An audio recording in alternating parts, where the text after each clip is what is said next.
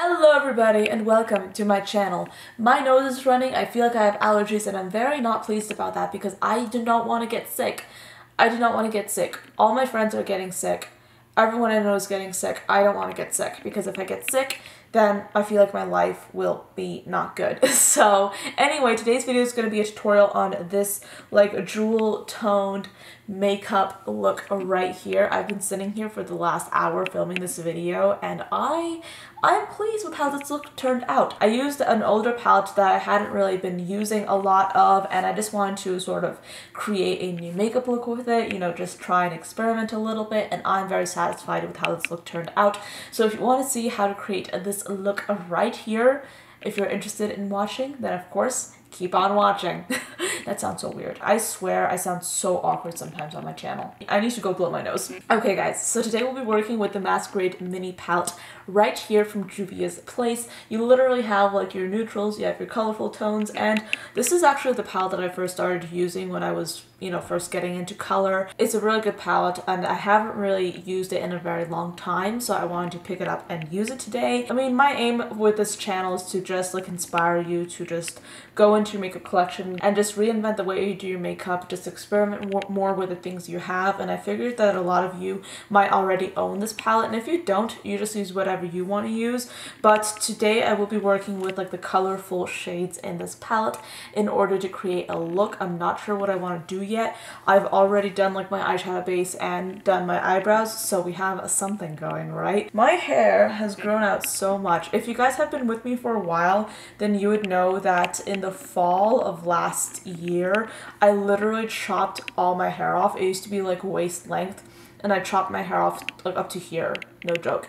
It was like both a good thing and a bad thing because it was a great experience, but it was not my most flattering moment. I feel like in videos and in pictures it looks really good, but in real life, not so much.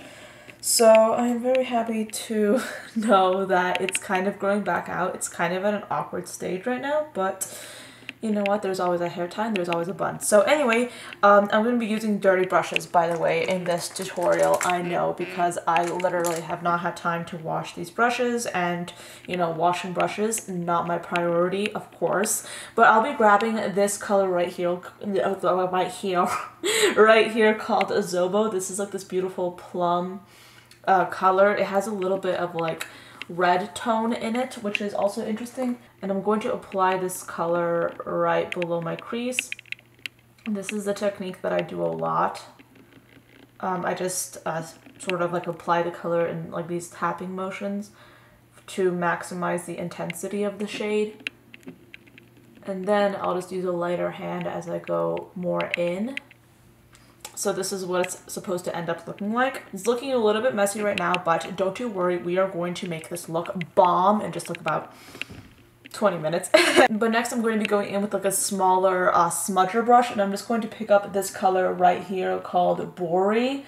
Now this actually happens to be like a color that's infused with these like sort of like goldish glittery flecks. It doesn't really translate on your eyelid, which is a good thing because I tend to use this color in my crease all the time, and I personally like don't necessarily consider myself a fan of like glittery eyeshadows, but honestly I don't really mind them too much. And I'm just gonna be using this to smudge out the edge of that purple. I'm not going in too hard, but I'm just using small motions, and I find that when you have like a blendable formula that happens to be pretty pigmented as well, it's pretty easy to work with just the colors and just blending them out more. And I don't know, I kind of like the idea of using like smaller, stiffer brushes for bold colors such as these, because I feel like that just helps with the pigmentation and with the color impact so much more. And gosh darn it, I forgot to do my brow bone highlight. I'm just going to be grabbing like a small brush and dipping into this color right here called Giza, and I'll just be popping this into my brow bone. I always forget to do my brow bone highlight, guys. The brush that I'm using is kind of like this flat, like small flat brush. Recently I've really been liking the idea of a highlighted brow bone. Not by itself, of course, but when you sort of mesh it in with your face highlight, which we're going to be doing later. I love like the idea of just sculpting that part of the face. So I'm going back in with that pink shade on that, you know, like detail brush. I'm just going to be like smudging the pink almost on top of that brow bone highlight. But since I'm using a light hand, the colors are sort of meshing in together. And so it's like a little bit of a gradient. Whereas like this is a little bit more like harsh. This is like a little bit more blended, and it's kind of, you know, the colors are kind of coming together in a better way. I've been getting so many comments from you, especially recently, when it comes to like the way I do my makeup, and I get like a lot of messages saying that like I do makeup differently from what everyone else is doing, and honestly for me that is such an amazing compliment, because like using smaller brushes and using my fingers sometimes, it's like something that kind of that I've sort of developed little by little. But when you have the internet, and when you have so many people on the internet, the idea that I'm doing something even remotely different from someone else is just amazing to me. And seeing like those kinds of comments, like honestly makes me feel so good, and it's just such a big compliment for me. And that sounds so weird, and I just wanted to say that though, because it really is such a compliment to me when I get like messages from you guys saying that like, oh yeah, I've never seen anyone do their makeup like that before, and I'm like,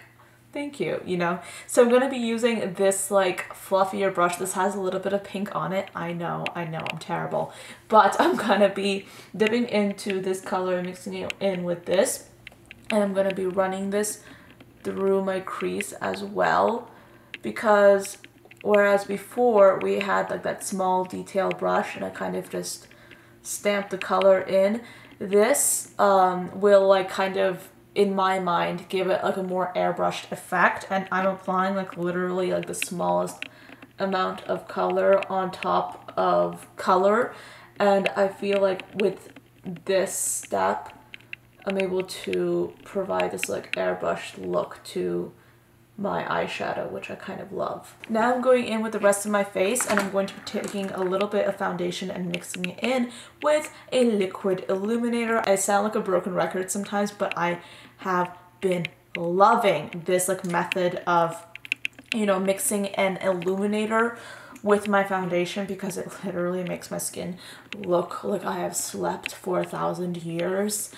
And I like, that's obviously like the furthest thing from the truth, since I literally don't get any sleep these days. But yeah, like I just love the way this makes my skin look, so naturally I do it in pretty much every single video. So there you go. What I'm gonna do now is I'm gonna take a little bit of glitter glue. This is just like some regular NYX glitter glue, and I'm going to be putting it into the center of my eyelids. And I'm going to be putting a shadow on top, and what this does is that this really helps the eyeshadow adhere to your lids so much better, and that's why of course I love doing it. I just like to wait a little bit for the glue to become tackier. I think I want to try using this green in the center of my eyelid. Yeah, I think that's what we're gonna do. This is like a sea foamy type green, which I find very interesting. I haven't actually used this green a whole ton, which is why when I was like first, you know, like when I first opened this palette today, I was kind of like, I want to use that green because I haven't used it a ton and I need to. So I'll just be pressing slash wiping this color pretty much wherever I put the glitter glue. And since we had that glitter glue, and just the fact that this green is very vibrant on its own, we have that like pop of color right there, which of course you guys know I love. What I'm going to be doing next is I'm going to be going back in with this like small brush, and I'm going to be picking up this color, and I'm going to be sort of like fluffing this on the borders of that green.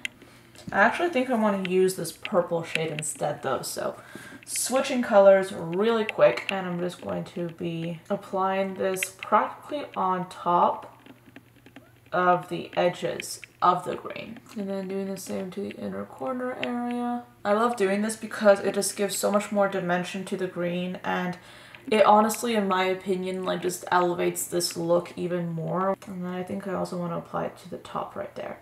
So before, and then we have after. I'm just going in with my finger and just tapping a little bit more of that green on top. I think I want to dip in with my fingers a little bit and just stamp that purple on the outer corner to add some more intensity. Then for my under eye, I'll be using this brush to pack on some of that purple shade and just smudging this into my lower lash line. And then I kind of want to take like a small brush and just dip into this vibrant blue called Dahlia. And I want to put this into like the lower lash line of my eye, but I do want to focus it more on the inner corner of my lower lash line, if that makes any sense. And then I'll be using my fingers to pick up this blue shade called Azola, and I'm going to be using this as an inner corner highlight.